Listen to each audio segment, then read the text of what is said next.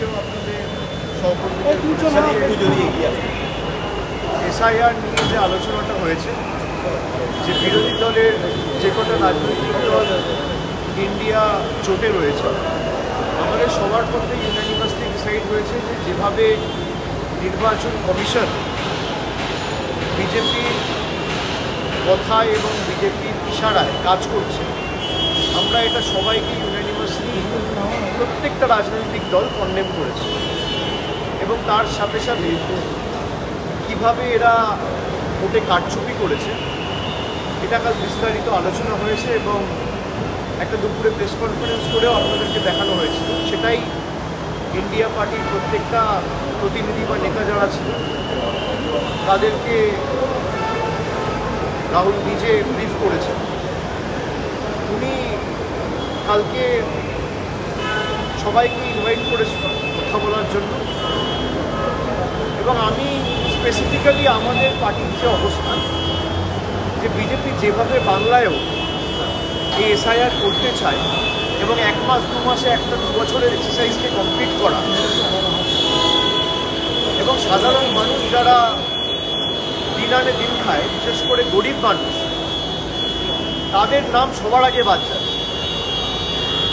এবং বিভিন্ন জায়গায় আমরা দেখেছি, এমনকি বিহারেও 65 লক্ষ লোকের নাম তাড়াহুড়ো করতে গিয়ে লিস্ট থেকে বাদ গেছে।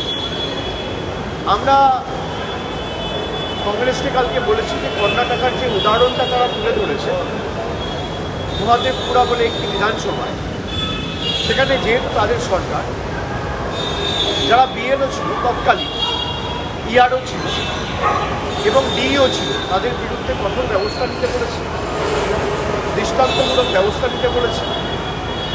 এবং তার সাথে সাথে তৎকালীন নির্বাচন কমিশনার অর্থাৎ CEC, chief election commissioner Rajiv কুমারের বিরুদ্ধেও দরকার হলে আন্দোলনে নামতে বলেছে। তার কারণ অনেক সিট রয়েছে, যেমন বাংলাতেও আপনারা দেখবেন বালুরঘাট, বিষ্ণুপুর, পুরুলিয়া, এই সমস্ত সিটগুলো 15-20 হাজারের কম ব্যবধানে বিজেপি জিতেছে। আর একটা সিটে যখন 5 হাজারের ব্যবধান হয় তখন 2,500 মতো এদিক ওদিক। সুতরাং আমরাও এগুলো বিস্তারিত আলোচনা করেছি এবং আগামী দিন ইন্ডিয়া অ্যালায়েন্সের পক্ষ থেকে 11 তারিখে একটা প্রতিনিধি দল নির্বাচন কমিশনে যাবে, পার্লামেন্ট থেকে মিছিল করে, সেখানে তৃণমূলের সব প্রতিনিধিরা থাকবে। আমার কিছু পূর্ব নির্ধারিত কর্মসূচি এবং বৈঠক এখানে রয়েছে, যেহেতু জেলাভিত্তিক পর্যালোচনার কাজ আমি শুরু করেছি।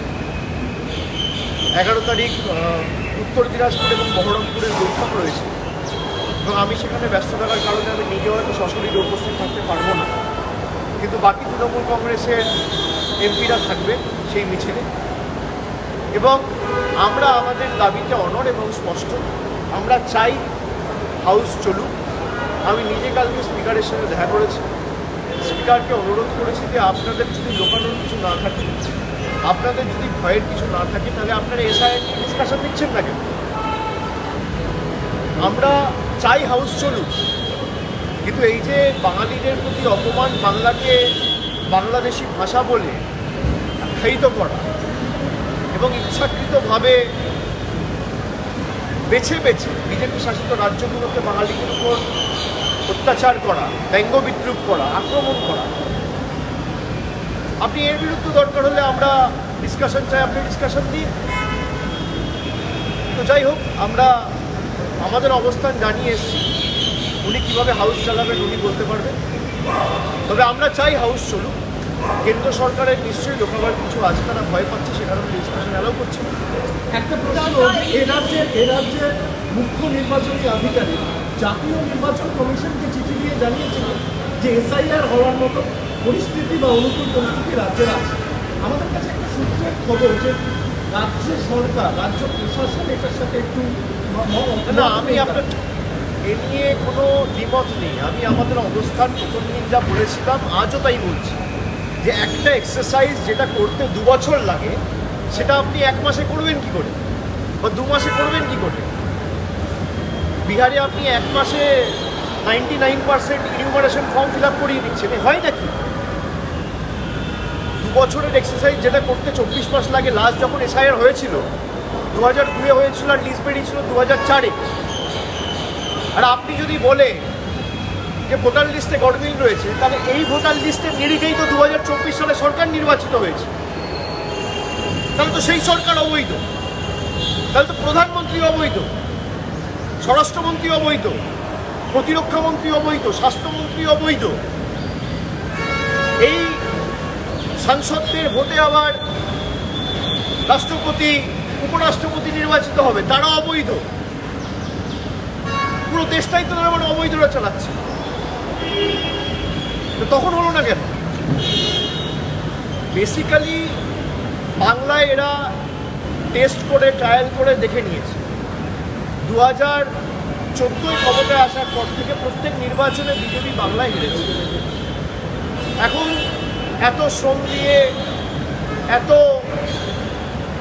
ডেলি প্যাসেঞ্জারি করে, দিল্লি থেকে, মধ্যপ্রদেশ থেকে, গুজরাট থেকে নেতা পাঠিয়ে পরিশ্রম করে তো লাভ নেই। মানুষ ভোট দিতে গেলে তো বিজেপির বিপক্ষে ভোট দিবে, এটা তো বিজেপি দেখেছে। তাই ভোটাধিকারটা কেড়ে নেওয়ার একটা কৌশল হচ্ছে এসআইআর বা স্যাড। ইয়েস স্যাড বলে যারা নির্বাচন কমিশনের মতো প্রতিষ্ঠানকে বিক্রি করে দিয়েছে, আমরা তাদেরকে বলছি নো স্যাড, এসআইআর বাংলায় হবে না। চুপি চুপি ভোটের কারচুপি আমরা বাংলায় করতে দেব। আর একটা মানুষের ভোটাধিকার যদি এসআইআর-এর নামে বাদ যায়, নির্বাচন কমিশন ঘেরাও করবো 1 লক্ষ বাঙালিকে। এদের ক্ষমতা থাকলে এটা আটকে দেখাবে। 100 দিনে করেছে, আজকে তো কোর্ট বলেছে। আর আপনারা দেখুন, 1 আগস্ট থেকে কোর্ট বলেছে 100 দিনের মানরেগার টাকা শুরু করতে হবে। আজকে অগস্টের 8 তারিখ, এখনও টাকা শুরু হয়নি, কন্টেম্প্ট অফ কোর্ট। সুতরাং আমরা আলোচনা করেছি সাংসদদের তরফ থেকে একটা প্রতিনিধি দল আগামী দিন দরকার হলে rural development minister Shivraj Singh চৌহানের সঙ্গে দেখা করবে। এবং আমরা সিদ্ধান্ত নিয়েছি যে যেহেতু জল জীবন মিশনের প্রায় 2500 কোটি টাকার উপর বন্ধ, জলশক্তি মন্ত্রীর সাথেও তৃণমূল কংগ্রেসের একটা প্রতিনিধি দল আগামী এই সেশনে যদি উনি টাইম দেন, আমরা ইতিমধ্যে টাইম চেয়েছি, আমরা দেখা করব এবং কী কারণে, কী প্রভিশনে বাংলার টাকা বন্ধ রয়েছে আমরা জানব। এই বঞ্চনা, এই লাঞ্ছনা হতে পারে। There has been no discussion on the vice president till now. All like-minded parties will come together when the time be. We have time till 21st of August, and accordingly there will be deliberation and discussion on vice president. And if there will be discussion on any particular name, the media will be kept apprised.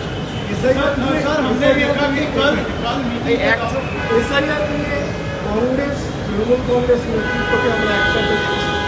কি বাংলার রাজনীতিতে অভিভবিষ্যতে কোনো প্রভাব? আমাদের অবস্থান খুব স্পষ্ট। তৃণমূলের জন্য যদি কেউ 1 পা হাঁটে, তৃণমূল তার জন্য 1 পা হাঁটে।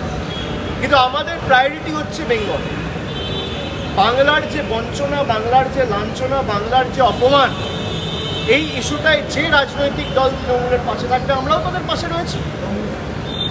না, সে যে রাজনৈতিক দল হোক, সে কংগ্রেস হতে পারে, সেটা আম আদমি পার্টি হতে পারে, সেটা ডিএমকে হতে পারে, সেটা আরজেডি হতে পারে, সেটা সমাজবাদী পার্টি হতে পারে, সেটা শিবসেনা হতে পারে, যে কোনো পার্টি, উদ্ধব ঠাকরের গোষ্ঠী হতে পারে, আমাদের তো আপত্তি নেই। আজকে এই ইস্যুটা যেভাবে বাঙালিকে অপমান করা হচ্ছে, বাংলাদেশি বলা হচ্ছে, বাংলা ভাষাকে, আমাদের সমর্থনে যারা আমাদের জন্য 1 পা হেঁটেছে, আমরা তাদের জন্য হাঁটব। আমাদের কোনো ইগো নেই কারোর সাথে। আমরা সবাই মিলে ঐক্যবদ্ধ হয়ে বিজেপির এই একনায়কতন্ত্রের বিরুদ্ধে লড়ছি, এই স্বৈরাচারী বিজেপির বিরুদ্ধে লড়ছি, এদের স্বৈরাচারী শাসনের বিরুদ্ধে লড়ছি। আমাদের বক্তব্য, অবস্থান প্রথম দিন থেকে স্পষ্ট। कल देखा गया कि बहुत फेक वोटरों का लेके भी चर्चा हुआ है, जहाँ पे देखा गया किसी का पिता का नाम गलत लिखा गया, और अभी तक देखा जा रहा है कि बंगाल में भी ये लागू करने का कोशिश किया जा रहा है, और अभी तक बंगाली माइग्रेंट लेबरों को पूछताछ का जो प्रक्रिया है वो भी जारी है। राजस्थान से भी ऐसी घटना सामने आ रही है, क्या कहेंगे? देखिए, ये तो सबके सामने है। जो फेक वोटर्स का मुद्दा है, उठाया गया है कि एक लोगों का नाम पे 5-5, 4-4 वोटर है। एक ब्रोअरी है जहाँ पे 50 से ज़्यादा लोग रहते हैं। एक एड्रेस पे 200-250 वोटर्स रह रहे हैं जिनका कोई अता पता नहीं है, कोई एग्जिस्टेंस नहीं है। और एक आदमी 5 बार 6 बार एक दिन में वोट किया है। वो वाराणसी में भी वोट किया है, वो कर्नाटका में भी वोट किया है। तो जो SIR का बात करते हैं, उसी ने SIR करने के चक्कर में जिसका इशारा पे इलेक्शन कमीशन में जाके बैठा था, उसी को एक्सपोज कर दिया। तो पूरा सरकार इलीगल है। अगर इलीगल वोटों से चुना गया है तो सरकार भी तो इलीगल है। तो जो पैतड़े आप अपोजिशन के खिलाफ इस्तेमाल करने की कोशिश किए, वही पैतड़े में आप खुद फंस गए हो और ये एक्सपोज हो गया। और जनता माफ़ी मांगी, जनता माफ़ नहीं करेगी और आने वाले चुनाव में बड़ा जवाब मिलेगा, वो तैयार रहे। BJP MP Soumitra Khan, he said that Rahul Gandhi should ask Abhishek Banerjee who is behind article incident. If Soumitra Khan has the information, why is it given to the CBI? भाई आप लोग भी किस चक्कर में पड़ते हो? इतना ही कुछ है तो CBI को दे दे।